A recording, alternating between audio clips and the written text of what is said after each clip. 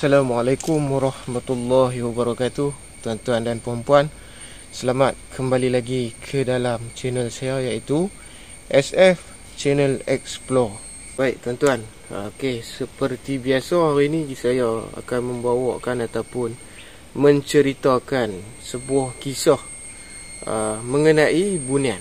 Namun pesanan saya, tolong jangan terlalu taksub dan ambil serius setiap konten yang berada di dalam channel YouTube ni lah. Sebab kita hanya bercerita sebagai seolah-olah orang kata apa, penglipur lara ataupun sekadar untuk menghiburkan anda. Tetapi kisah yang kita petik, setiap kisah yang kita ceritakan di dalam channel ni, insya-Allah berdasarkan pengalaman seseorang.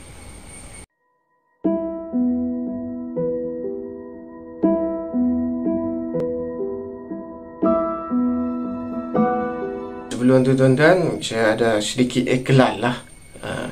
Kalau boleh tuan-tuan yang mempunyai akaun TikTok, boleh follow saya dekat akaun TikTok Syahir_Explore ataupun SF Channel Explore. SF Channel Explore tu ada satu akaun saya, tak silap yang tu saya dah, akaun tu dah lama, jadi saya pun terlupa password, jadi saya buat baru. Boleh search Syahir_Explore.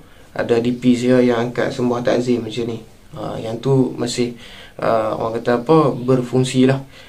Dan juga satu lagi akaun TikTok, saya akan sertakan screenshot akaun dua insan ni, akaun TikTok mereka yang mereka sering membuat live ataupun melakukan live di TikTok, berkongsi mengenai ilmu-ilmu perubatan Islam ataupun berbincang mengenai hal-hal mistik dan juga yang berkait-kait dengan orang kata apa, dengan ilmu perubatan Islam lah, yang tak melanggar hukum syarak, yang tak lari daripada hukum-hukum syarak, insya-Allah.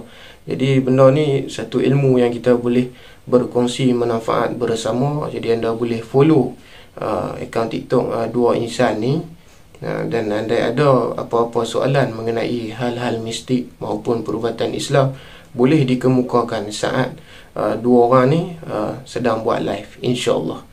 Kisah pada kali ini saya petik juga daripada pengalaman ataupun cerita daripada Kak Atirah Aurora yang menetap di Pulau Sayak, Kota Kuala Muda, Kedah. Jadi tuan-tuan, sebelum tu bila kita sebut mengenai bunian, berlaku pelbagai perdebatan dan juga berbagai pendapat. Apakah sebenarnya bunian ini? Apakah bunian ini daripada bangsa jin? Dan apakah bunian ini daripada manusia yang ghaib? Dan apakah bunian ini memang ada satu cerita lah, hikayat ataupun mitos yang mengatakan bahawasanya bunian ini dahulunya manusia dan minta kepada Allah supaya mereka dighaibkan. Jadi berbagai-bagai pendapat dan berbagai versi cerita yang kita pernah dengar. Dan ada juga yang berpendapat bahawa bunian ini daripada bangsa jin. Jadi mana satu yang betul?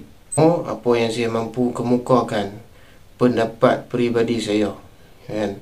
Sebab setiap orang ada orang kata apa, pendapat ataupun hak untuk mengemukakan pendapat masing-masing.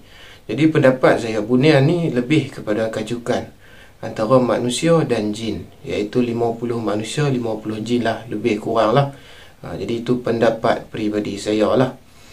Jadi sebab pernah berlaku dan pernah ada perkahwinan di antara manusia dan juga jin. Jadi tak mustahil bunian ni merupakan benih daripada antara perkahwinan manusia dan juga jin. Jadi kalau kita ambil pun daripada pengalaman cerita-cerita orang yang pernah masuk ke kampung bunian, yang pernah lihat bunian, seperti yang mereka ceritakan, bunian ni dikatakan berwujud dia tu, fizikal dia nak lebih kurang manusia, tetapi dia mempunyai kelebihan seperti jin, iaitu ghaib seperti jin, kan? Jadi lebih kurang begitulah pendapat peribadi. Tuan-tuan, sebelum kita masuk lebih jauh dan cerita pengalaman Kak Atirah mengenai bunian ni, seperti biasa tuan-tuan, kita mulakan dulu video kita pada hari ini dengan salawat. Sallallahu Rabbuna ala nuril mubin أحمد المصطفى سيد المرسلين صلى الله ربنا على النور المبين أحمد المصطفى سيد المرسلين صلى الله ربنا على النور المبين أحمد المصطفى سيد المرسلين. Tuan-tuan, kita masuk ke dalam cerita mengenai pengalaman Kak Atirah ni bersama Bunian. Diceritakan daripada dia kecil, tak silap umur berapa tahun lah, tak silap, tak berapa ingat. Dulu Kak Atirah ni pada masa kecil dia suka ikut ayah dia ni pergi ke kawasan yang orang kata apa, hutan yang terletak di hujung Pulau Sayak, di kawasan Pulau Sayak lah, kota Kuala Muda tu. Jadi kawasan tu memang hutan yang tebal lah, jarang ada orang nak terukar. Jadi bila mana dia sedang bermain katanya di kawasan yang ada hutan dan juga berdekatan laut, dikatakan dia ternampak sebuah kampung. Jadi dia pun masuk ke dalam kawasan kampung tersebut. Dikatakan ada surau kan, tak silap melalui cerita pada masa dia kecil ni, Kak Atirah sempat tumpang solat dekat surau mereka tu. Jadi bila selesai semua, Kak Atirah berpatah balik menuju ke ayah dia. Dia tanya Kak Atirah ni bertanya kepada ayah dia, minta maaf lah gagap sikit lah. Kak Atirah ni bertanya kepada ayah dia, ada kampung orang ke kan dekat kawasan ni? Ayah dia pun menjawab, mana ada kampung orang dekat kawasan ni, mana ada orang duduk dekat kawasan ni. Jadi dia jadi pelik lah dekat situ kan. Bila tengok balik memang tak ada kampung pun dekat tempat tu, surau-surau tu pun dah tak nampak.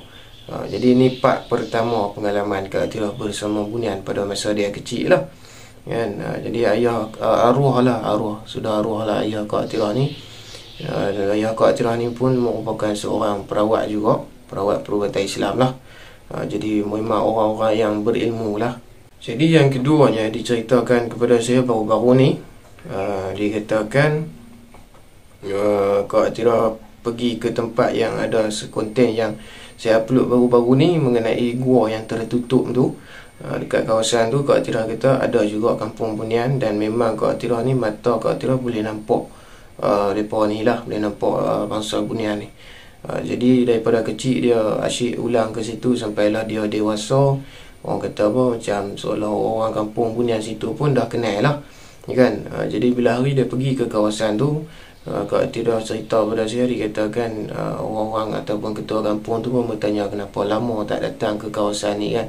Jadi dia pun jawab sebab ada anak-anak kecil apa semua susah. Jadi yang uniknya diceritakan pada hari Kak Atirah pergi dan ke kawasan kampung tersebut, dikatakan pada hari itu ada berlaku kematian di dimensi Bunian. Berlaku kematian dan pada masa itu dikatakan Bunian ni sedang memandikan jenazah. Dan kemudian Kak Atirah cerita lagi lebih dalam, dikatakan di kampung Bunian tersebut berlaku peperangan antara Bunian yang ada di kampung tersebut dan juga jin ifrit. Jadi diceritakan oleh Kak Atirah, katanya Bunian ni di kampung tersebut dia mempunyai seorang puteri yang sangat cantik. Biasalah kalau sebut puteri Bunian ni jarang tak cantik kan. Okey. Jadi si jin ifrit ni dia berkenan pada puteri Bunian tersebut. Jadi dia nak berkahwin dengan puteri Bunian tersebut. Namun puteri Bunian tu sendiri tak menginginkan perkahwinan dengan jin ifrit tersebut. Maklumlah Bunian ni kalau yang kata nama beragama Islam, memang mereka ni satu bangsa yang warak, yang alim lah, yang taat pada agama. Tambah ifrit ni tak tahulah, kalau orang buih pun hang ni perangai macam ifrit lah, orang utara selalu sebut macam tu. Okey. Jadi bila tak bersetuju, maka berlakulah peperangan antara bangsa Bunian di kampung ni dan juga jin ifrit tersebut. Jadi masa berlaku mandian jenazah tu merupakan antara orang yang terkorban dalam peperangan antara Bunian dan juga jin ifrit itulah.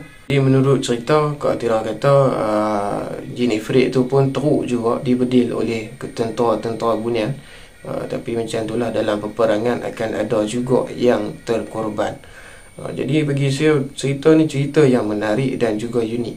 Jadi takat itu sajalah sedikit sebanyak yang kita mampu nak kongsikan untuk konten kali ni. Jadi untuk soal percaya ataupun tidak, terpulang kepada pendapat masing-masing. Kita hanya berkongsi untuk hiburan semualah. Terpulang kepada pendapat masing-masing. Sebab hidupan yang lain ataupun dimensi-dimensi lain, dimensi ghaib memang benar-benar wujud. Terpulang kepada anda sendiri yang menentukan sama ada ia benar ataupun tidak. Sedikit tambahanlah diceritakan oleh orang-orang yang berpengalaman dalam bidang ni. Dikatakan bunian ni, kalau kata yang beragama Islam, dia susah nak tonjolkan diri kepada manusia. Bukan orang tahu apa, maksud dia bukan semua manusia yang dia mampu tunjukkan diri dia. Maksud dia hanya kepada orang yang berhati bersih saja. Jadi kalau bunian Islam lah, yang beragama Islam. Dan setakat itu saja kisah kita mengenai bunian pada kali ini. Jadi saya mohon ampun dan maaf andai ada terkurang dan tersalah cakap sepanjang video ni tuan-tuan. Seperti biasa tuan-tuan, jangan lupa untuk tekan button subscribe. Tolong share pada sahabat-sahabat anda yang meminati cerita mistik. Berapa kali lah silap sebut ni. Yang meminati cerita mistik. InsyaAllah kita akan terus menyajikan konten-konten buat anda semua.